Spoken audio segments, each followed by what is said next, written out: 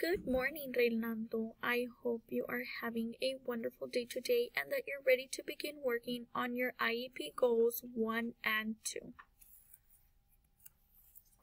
So for goal number 1, we are going to talk about describing sentences that have an action or verb and change that sentence to the past. So we know that past tense verbs are verbs that tell us what has already happened.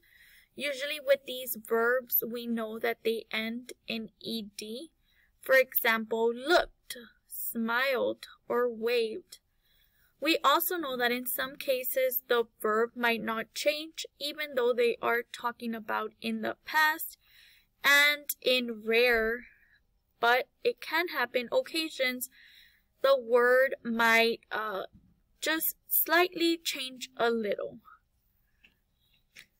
And we know that present tense verbs are telling us what is happening right now. So smile, drive, walk, these are all verbs that are talking about the present. So now we are going to work on this worksheet. It is called Simple Past Tense. So if you can please take out this worksheet so we can work on it together. Okay, Ray, so your worksheet should look like this. It is called Simple Past Tense. Do not forget to write your name on the left upper corner, and the date today is March the 4th, 2021. And it says right here in the box, the simple past tense denotes an action or event that occurred in the past.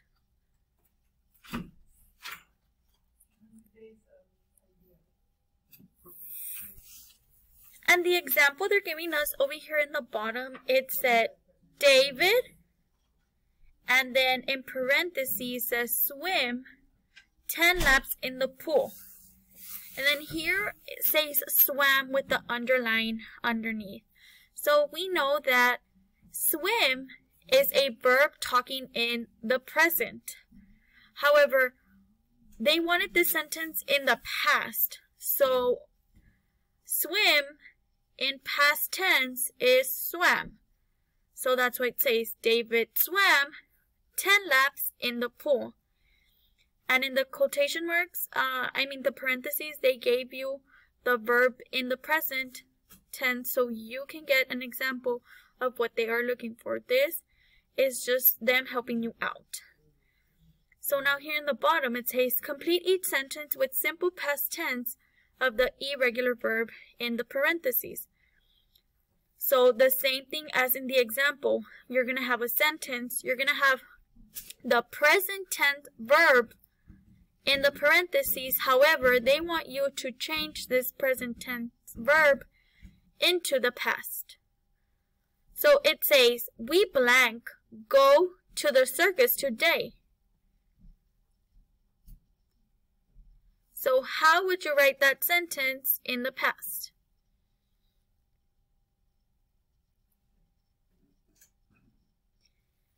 We go to the circus yesterday.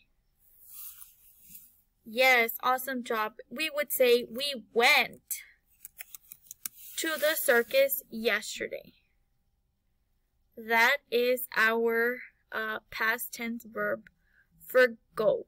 In this case, we did not add ed. The word actually did change completely. Some words you might have to add ed, some might stay the same, and others might change completely, like in question number 1. It is your job to find the correct past tense verb that goes in this sentence. I will do question number 2 with you, and then you will work on the rest on your own. Question number 2 says, Timothy blanked buy fresh vegetables at the store. So do you know, Ray, what buy in past tense would sound like? Yes, good job. Bought. So, if we put this sentence in the past, it would say, Timothy bought fresh vegetables at the store. Awesome job. Now, Ray, you will do questions 3, 4, 5, 6, 7, 8, 9, and 10 on your own.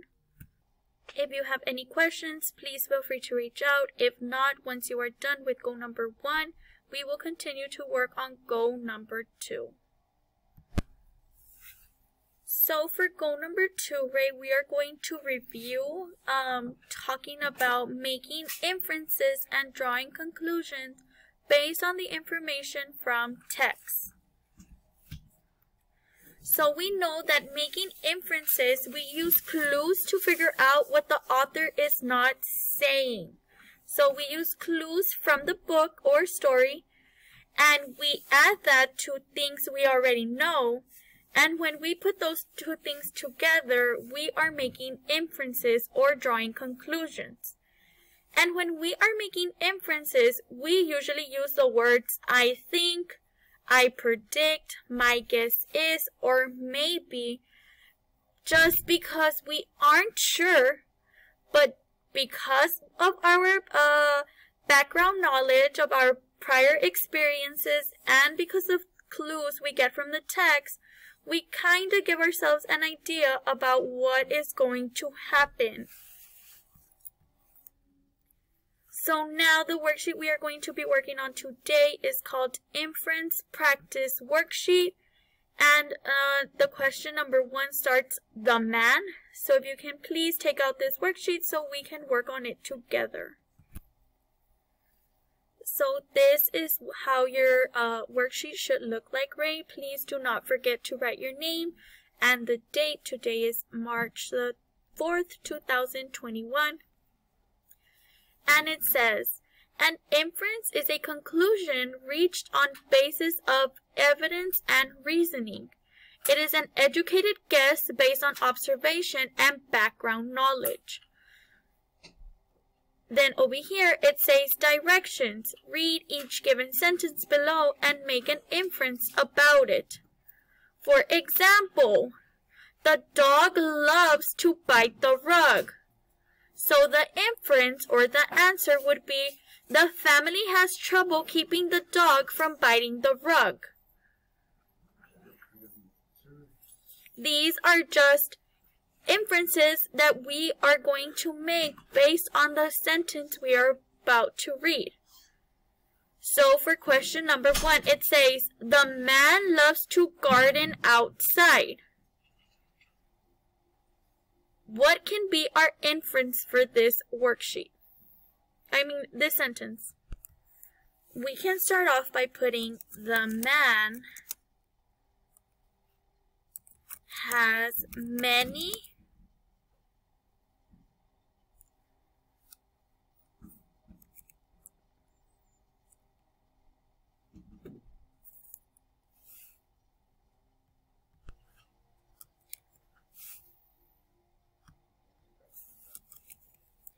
vegetables and fruits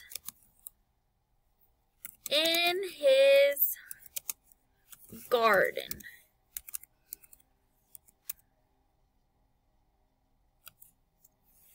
That is our inference based on the sentence we read right here.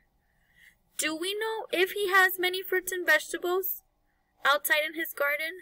No, we aren't for sure because they did not state it here in this sentence. However, because of the clues that we read, because we know he loves to garden outside, my guess is that he probably has a lot of fruits and vegetables in his garden. And that is what you are going to do for question 2, 3, 4, 5, 6, and 7. If you have any questions or need any help at all, please feel free to reach out. I am always here to help. If not, once you are done, please do not forget to submit it to Teams and give a thumbs up. Once you have done all of that, you are good for today, Ray, and we will see you here tomorrow for goals 3 and 4.